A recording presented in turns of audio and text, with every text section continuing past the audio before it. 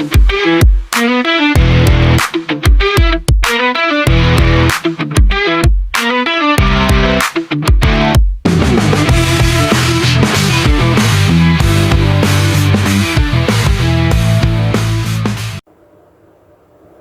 going on, everybody? This is Chuck. Chuck's Knives back at you again. I'm going to jump over on the tabletop today and we're going to compare a few knives. I just wanted to show y'all, so check it out.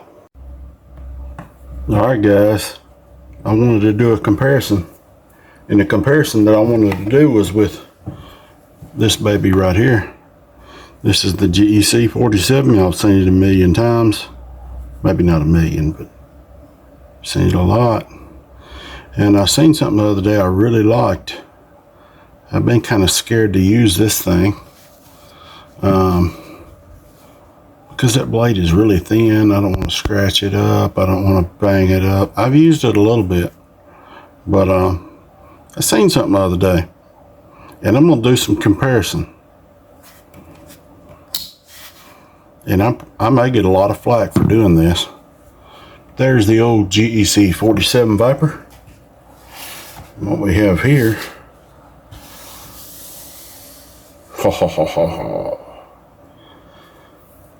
China, American made,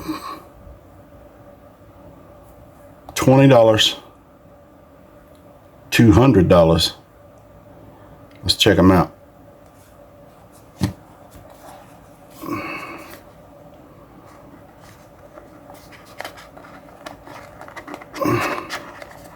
There we go. So right out of the bag we got, that's what we got right there.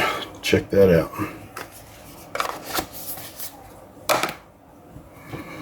Alright, sway back pattern.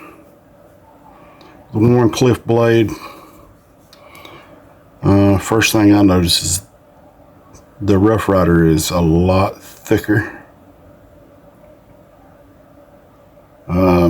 The blade centering is probably about the same. They both favor the pile side.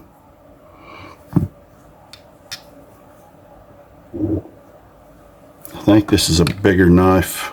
Yeah, it's even wider.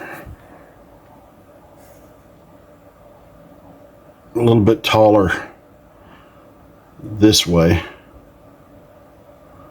than the 47 Viper. The fit and finish, there's some gapping up here.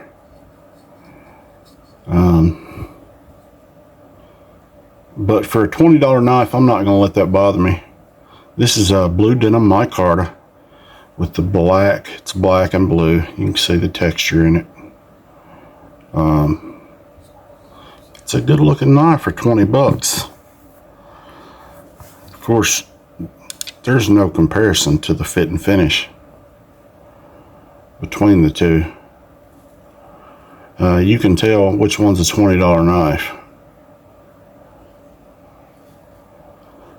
But the blade on this thing, it's got a long swedge, and that makes it hard to grip. I don't like using the nail nick. I like to just grab it and pull. But with that swedge, it makes it a little bit, you got to grab it a little bit tighter. Anyway, I do like it. A good snap, good walk and talk, got half stops. You got a little smudging on the blade. Stainless steel bolsters, brass liners, obviously.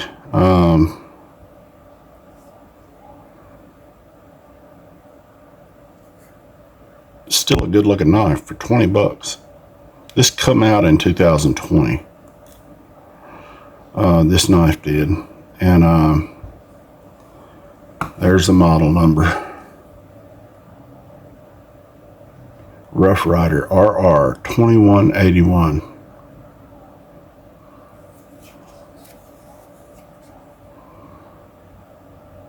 So I mean, I'm comparing apples to oranges. Really, there's no comparison to the quality. But for a $20 knife, I'll save on my old GEC, and I'll beat this thing. I'll beat the tar out of this little $20 knife. And like a buddy of mine last night told me, he said, you ain't got to worry about breaking it. You ain't got to worry about losing it. Either one of them, you're out $20 versus you break this, you're out a few hundred. Anyway, I like this. I picked this up a couple of days ago. I ordered quite a few knives from Smoky Mountain Knife Work. Smoky Mountain Knife Work. Right yonder. Anyway, I love that store. I love their website. Listen to that snap. Isn't that wild? She's walking. She's talking too, buddy. But yeah, I'll use this. I'll whoop a snot out of that thing. I'll beat it like it owes me money, and I'll save on the old GEC. I may clean it up and stop toting it so much. Anyway,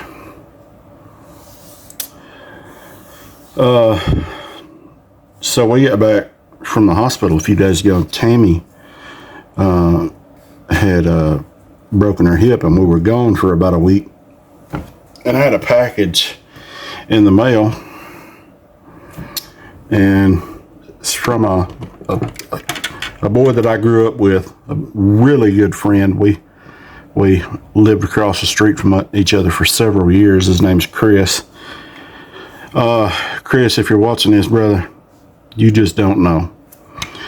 He sent me a nice letter, and I'll just say this: Chris's grandparents, who raised him, we called them Ma and Pa. They practically raised me for several years. I ate every meal with them, even when they didn't have it to spare. They always made me a part of the family, so to speak. And so I've eaten many a meal at their house as a teenager, as a kid. Me and him, we woke up in the mornings and we dreamed of being professional baseball players from the time we woke up till the time we went to bed. And we've been friends. I don't know, I think I was 12 or 13 when we first met, and but we've been friends ever since, and he always will be a great friend of mine. But he sent me, Paul passed away a few years ago, and I took a drive up to, I grew up in Western Kentucky, in Hopkinsville, and I took a ride up there a few years ago when Paul passed away, and I went into his visitation, and I seen Chris and Ma. Anyway, Chris sent me this pocket knife in the mail, and it's the last pocket knife that Chris bought Paul to use, and I don't think he ever used it. It may have been carried in his pocket, but I don't think he ever used it. Blade is mint.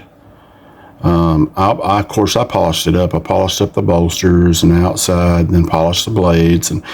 But it's a 2003 Case Peanut, and believe it or not, that red is dyed bone. It looks like Delrin, but it's not. It's jigged and it's dyed bone. It's hard as a rock, and if you ain't careful, you'll crack it. But look at this beautiful little knife. I hadn't done anything. I cleaned it up and oiled it, and it wouldn't hurt anyway. It was really good shape. But anyway, this was Paul. This is the last pocket knife my buddy Chris bought for Paul to use. And he wrote me a letter and told me that he wanted me to have it. And I'm going to tell you, I'm honored to have it. And I thought a lot of Paul. And he says, Paul thought a lot of me. Of course, Paul wanted to wring my neck because I was a wild, crazy teenage boy. And snuck off one day and got into an old liquor bottle he had that he had found in a abandoned house, and I drank until I got sick, threw up everywhere, and he thought that was hilarious. And he looked at me and he was like, "What were you thinking?"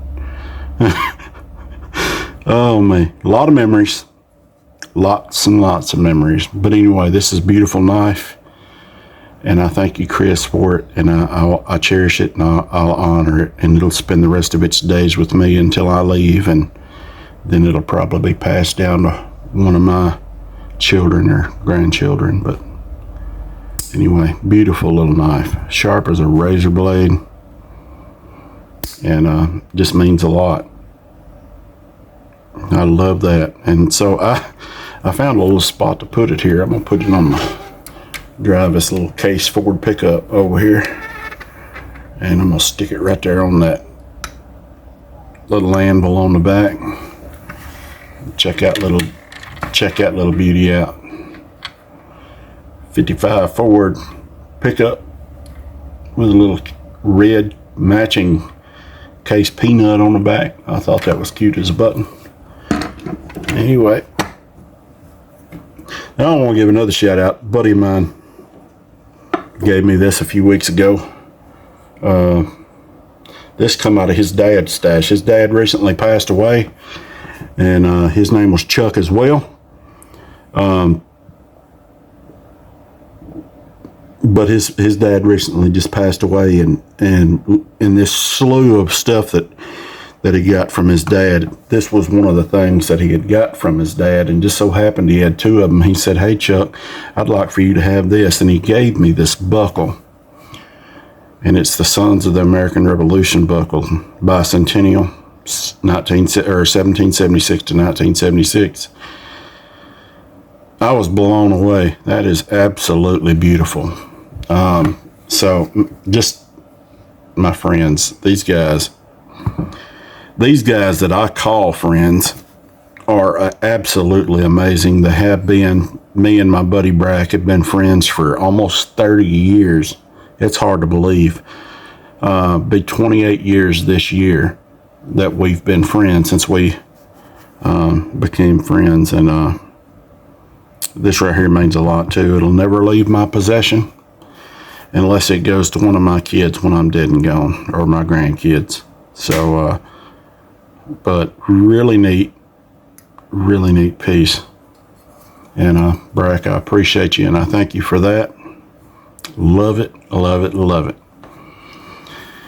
Anyway, guys, I just wanted to compare some apples to oranges today.